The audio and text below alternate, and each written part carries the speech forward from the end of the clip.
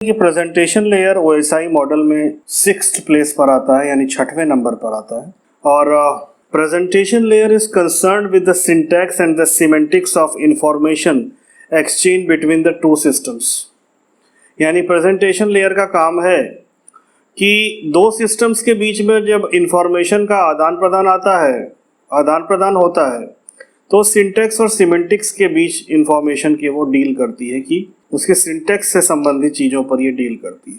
तो what are the responsibilities of presentation layer? Let's talk about it. आइए इसके बारे में बात कर लेते हैं कि उसकी क्या रिस्पॉन्सिबिलिटीज हैं।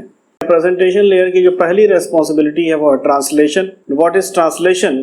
The processes in two systems are usually exchanging information in the form of character strings, numbers, and so on. The information should be changed to bit stream before being transmitted. Because different computers use different encoding systems, the presentation layer is responsible for interoperability between these different encoding methods. The presentation layer at the senders changes the information from the sender dependent format to the common format. इसका क्या मतलब होता है? इसका मतलब है कि जिन systems के बीच में इंफॉर्मेशन का एक्सचेंज हो रहा है, ज़रूरी नहीं कि वो एक ही प्लेटफॉर्म पे हो, वो अलग अलग प्लेटफॉर्म्स पे हो सकते हैं, या ये भी हो सकता है कि उनके बीच में एक सिस्टम्स पे सेंडर पे कुछ और प्रोटोकॉल चल रही हो और रिसीवर पर कोई दूसरी प्रोटोकॉल चल रही हो। यानी हेट्रोजीनियस हो सकते हैं, सेंडर और रिसीवर एक जैसे नहीं हो सकते, बल्कि अलग अलग तरीके के हो सकते हैं। तो जब दोनों अलग अलग तरीके के हैं, इसको आप इस तरह से समझ सकते हैं कि जैसे एक व्यक्ति हिंदी खाली जानता है और दूसरा जैपनीज जानता है, तो दोनों के बीच में किस प्रकार से कम्युनिकेशन होगा। तो निश्चित रूप से दोनों के बीच में एक ऐसा व्यक्ति हमें बैठाना होगा जो हिंदी भी अच्छे से जानता है और जैपनीज भी अच्छे से जानता है, और हिंदी को जैपनीज में कन्वर्ट करके बताता है जैपनीज वाले को, और जैपनीज को हिंदी कन्वर्ट करके हिंदी वाले को वो बताता है। तो इस तरह से ट्रांसलेशन का मतलब ही वही होता है कि भाई दो अलग अलग सिस्टम्स हैं, उनकी इनकोडिंग मेथड जो वो फॉलो करते हैं। इनकोडिंग मतलब डेटा को सिग्नल में बदलने की प्रक्रिया, कि डेटा को एक फॉर्म से दूसरे फॉर्म में कन्वर्ट करना, ये इनकोडिंग होती है। तो इनकोडिंग सिस्टम्स दोनों के जो कि अलग अलग हैं, तो एक इनकोडिंग सिस्टम को दूसरे इनकोडिंग सिस्टम में बदलना, इसी को हम ट्रांसलेशन बोलते हैं। क्योंकि कंप्यूटर जब कम्युनिकेट करता है तो वो कैरेक्टरिस्टिक्स नंबर के फॉर्म में नहीं करता, बल्कि वो कोड्स के फॉर्म में 0 और 0 1 के स्ट्रिंग्स के फॉर्मेट में करता है, और कोड यूनिक कोड असाइन करता है हर अल्फान्यूमेरिक कैरेक्टर को या हर सिंबल को। तो वो कोड जो कि अलग अलग है, दो इनकोडिंग सिस्टम्स अलग अलग हैं हमारे, तो दोनों के बीच में इंटरऑपरेबिलिटी को इस्टेब्लिश करने के लिए, दोनों के बीच में कम्युनिकेशन को इस्टेब्लिश करने के लिए ट्रांसलेशन की ज़रूरत होती है, और ये ट्रांसलेशन प्रेजेंटेशन लेयर पर होता है। तो ये इंटरऑपरेबिलिटी इशू के अंतर्गत आता है। दूसरी जो रिस्पॉन्सिबिलिटी है प्रेजेंटेशन लेयर की, वो इंक्रिप्शन है। तो इंक्रिप्शन क्या होता है?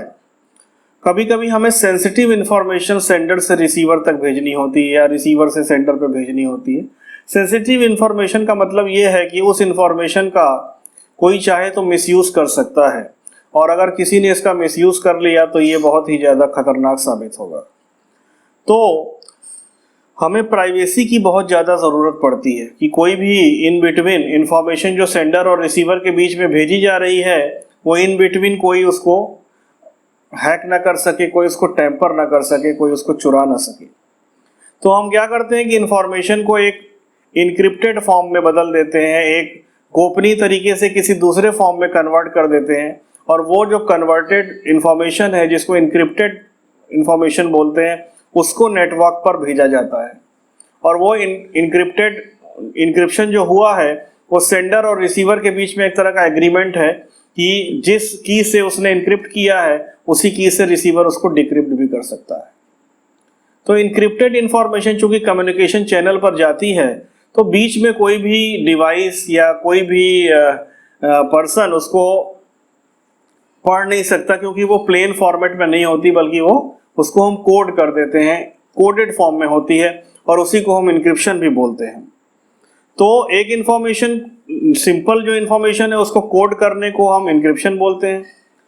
तो इंक्रिप्शन हो गया कोडिंग करना, और फिर उस उस कोड से वापस से इंफॉर्मेशन को ओरिजिनल स्वरूप में ले आने को हम डिकोडिंग बोलते हैं या डिक्रिप्शन बोलते हैं।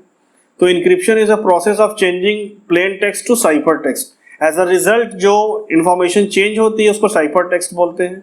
तो plain text to cipher text हो गया इंक्रिप्शन, और cipher text to plain text हो गया डिक्रिप्शन। तो अगर सेंडर इंफॉर्मेशन को इंक्रिप्ट कर रहा है तो रिसीवर को समझने के लिए उसको डिक्रिप्ट करना होगा। तो कोई जिस भी की से या जिस भी एल्गोरिथम से इंफॉर्मेशन को इंक्रिप्ट किया जाता है उसी की रिवर्स प्रोसेस को लगा करके इंफॉर्मेशन को डिक्रिप्ट भी किया जाता है। तो ये इंफॉर्मेशन की इंक्रिप्शन और डिक्रिप्शन, ये जो रिस्पॉन्सिबिलिटी है ये प्रेजेंटेशन लेयर की होती है। और जो तीसरे नंबर पे जो प्रेजेंटेशन लेयर की रिस्पॉन्सिबिलिटी आती है वो कंप्रेशन है। तो कंप्रेशन क्या होता है? Data compression reduces the number of bits to be transmitted.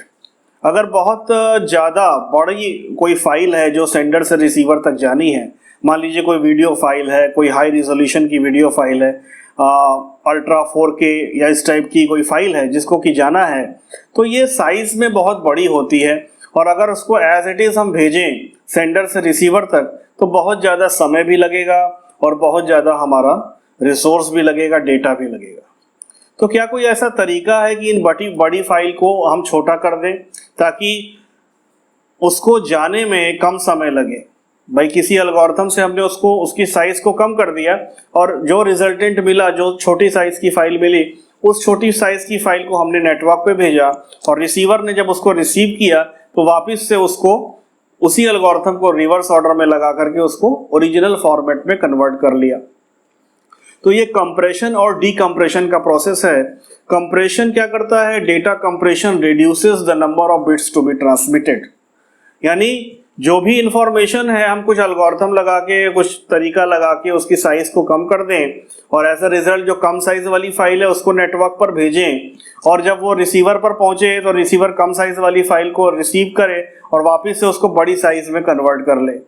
तो कंप्रेशन होता है, बड़ी फाइल को छोटी फाइल में कन्वर्ट करने की प्रोसेस, साइज को कम करने की प्रोसेस कंप्रेशन कहलाती है। और रिसीवर एंड पर जो फाइल कंप्रेस्ड वाली रिसीव होती है तो वापस से डीकंप्रेस कर लेते हैं, इसको डीकंप्रेशन कहते हैं। तो कंप्रेशन की जो रिस्पॉन्सिबिलिटी है वो भी प्रेजेंटेशन लेयर की ही रिस्पॉन्सिबिलिटी है। तो प्रेजेंटेशन लेयर में हमने देखा 3 रिस्पॉन्सिबिलिटी, ट्रांसलेशन, इंक्रिप्शन और कंप्रेशन, और ये तीनों ही सपोर्ट की फंक्शनैलिटीज हैं। यानी ट्रांसपोर्टेशन तो हो गया, लेकिन ट्रांसपोर्टेशन को और ज़्यादा इफेक्टिव बनाने के लिए, और ज़्यादा सिक्योर बनाने के लिए, और ज़्यादा फास्ट बनाने के लिए और इंटरऑपरेबिलिटी के इश्यूज को हैंडल करने के लिए प्रेजेंटेशन लेयर की ये 3 रिस्पॉन्सिबिलिटीज काम करती हैं।